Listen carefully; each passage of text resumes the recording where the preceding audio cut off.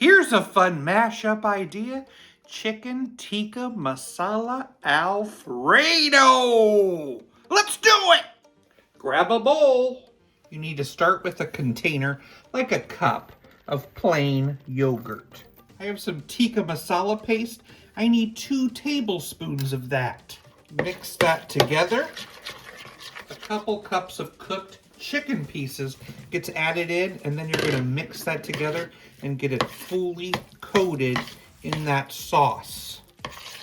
I'll let this kind of marinate in the fridge while I work on the rest of this Alfredo. I need to cook some fettuccine. Sadly, I don't have much left in my box, so I'll be cooking it with some angel hair pasta as well. I need a little olive oil. I've chopped up an onion I'll add. Add a tablespoon of garlic. Lower the heat and add a cup of heavy whipping cream. Stir well to combine and let it thicken a bit.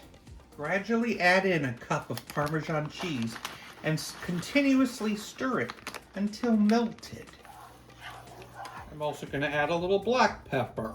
Time to add that chicken mix. Let's mix and coat, and then we're going to heat it until it's cooked through. Time for plating and garnish with a little fresh cilantro. Chicken Tikka Masala Alfredo. Here we go.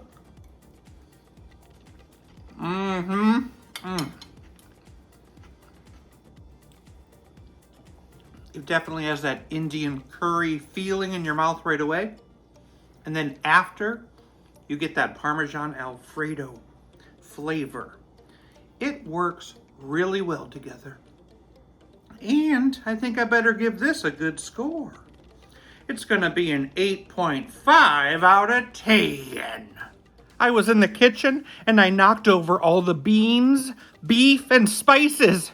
It was chili con carnage.